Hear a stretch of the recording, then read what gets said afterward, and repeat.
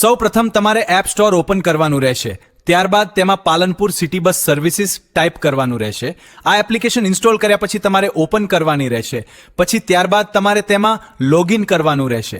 Already મારી application login કરેલ છે તો ડાયરેક્ટલી ઓપન થઈ ગઈ છે. તો આમાં તમારે બસ કેવી બુકિંગ કરવાની છે, તો સિટી બસ બુક લખેલું છે એના પર ક્લિક કરવાનું રહેશે. ત્યારબાદ તમે કઈ જગ્યાએ અત્યારે છો, તમારું જે લાઈવ લોકેશન છે એ સિલેક્ટ કરવાનું રહેશે.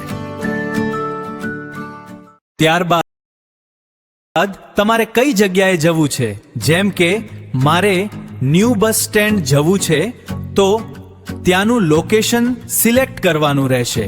ત્યારબાદ નીચે આપેલ યુપીઆઈ ઓપ્શન સિલેક્ટ કરીને બુક ટિકિટ પર ક્લિક કરવાનું રહેશે. જેવું તમે આ ઓપ્શન સિલેક્ટ કરશો ત્યાં તમને નીચે યુપીઆઈ નો વિકલ્પ દેખાશે.